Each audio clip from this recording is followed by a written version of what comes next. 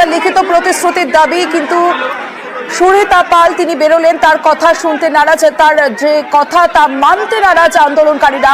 অধ্যক্ষ নিরাপত্তা প্রস্তাবে না, প্রস্তাব মানলেন না আন্দোলনকারীরা, ফের আবার ভিতরে ঢুকে গেলেন অধ্যক্ষ সুরিতা পাল। গতকাল মধ্যরাতে আরজি করে যে ঘটনা, সেই ঘটনার পরে নিরাপত্তার লিখিত প্রতিশ্রুতি দাবি করেন যারা আন্দোলন করছিলেন তারা, এবং তারপরেই সুরিতা পাল তিনি বেরোন, কিন্তু সুরিতা পালের কথা তারা মানলেন না। অধ্যক্ষ নিরাপত্তা প্রস্তাবে না, প্রস্তাব মানলেন না আন্দোলনকারীরা।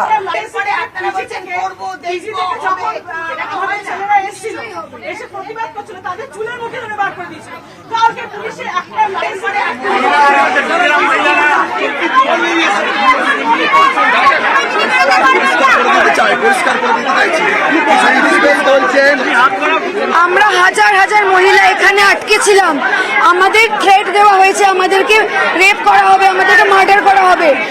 তার উনি একা মহিলা যিনি 12টায় বেরোতে পারবেন না। আমরা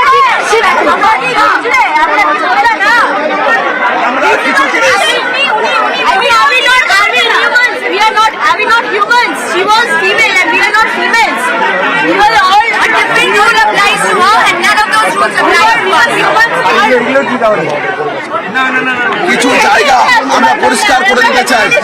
কর্তৃপক্ষের সাথে মনে হয় কিছু জিনিস এখনো বুঝতে পারছেন না। কালকে আরজি করের বুকে যে ভ্যান্ডালিজম ঘটেছে, এই ভ্যান্ডালিজম অতীতে আরজি করে কোনোদিন ঘটেছে কিনা সন্দেহ আছে।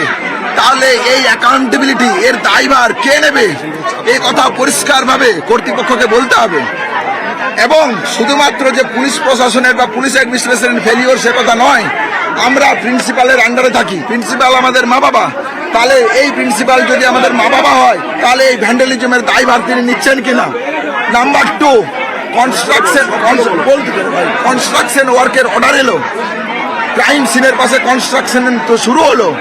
এই কনস্ট্রাকশন অর্ডার আমাদের অবিলম্বে প্রকাশ করা হচ্ছে না কেন? এই কনস্ট্রাকশন অর্ডার কে দিয়েছিল, কেন দিয়েছিল? যদি আমরা বিচার চাই, তাহলে এই কনস্ট্রাকশন ওয়ার্ক দিয়ে তথ্য লোপাটের যে চেষ্টা করা হচ্ছে না, তার গ্যারেন্টি কি? প্লাস সমস্ত কলেজের মধ্যে যে হোস্টেল থেকে শুরু করে যে ক্যাম্পাসগুলো আছে এবং আউটসাইড হোস্টেলের বা হসপিটালের মধ্যে যে ক্যাম্পাসগুলো আছে, তার প্রপার সিকিউরিটি, অ্যাডিকুয়েট সিকিউরিটি। বাইরের ক্ষেত্রে সিকিউরিটি এক হবে, ভিতরের ক্ষেত্রে সিকিউরিটি আরেক রকম হবে। সেই অ্যাডিকুয়েট সিকিউরিটির নাম্বার কত? তৃতীয়ত, প্রোটেস্ট যে মঞ্চ হচ্ছে, সেই মঞ্চে যে সেদিন পুলিশ অফিসাররা ছিল, তারা প্রকৃত অর্থে নীরব দর্শকের ভূমিকা পালন করেছে। কেন এই ঘটনা ঘটলো বারবার?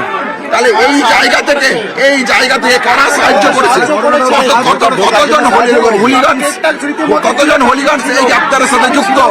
এই ঘটনা আমরা মনে করি পরিকল্পিত।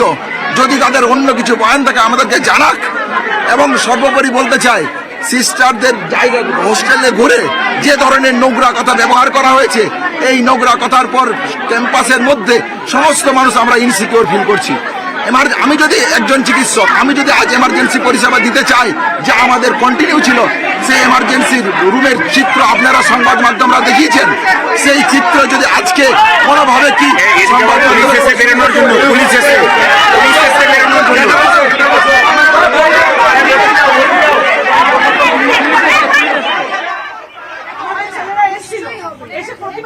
গতকাল মধ্যরাতে আরজি করে রীতিমতো তাণ্ডব ভাঙচুর, আর সেই ঘটনার পরে নিরাপত্তার দাবিতে লিখিত প্রতিশ্রুতির দাবি, এবং সেই লিখিত প্রতিশ্রুতির দাবি ডেডলাইন পেরোলেও মিলল না কোনো সমাধান সূত্র।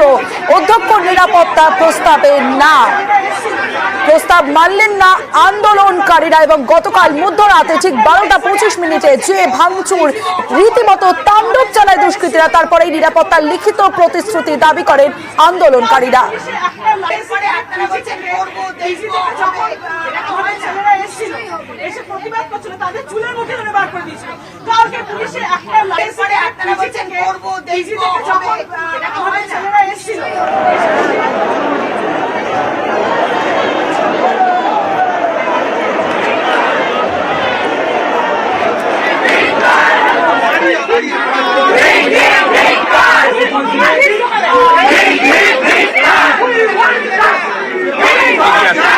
পিছনটাও দেখে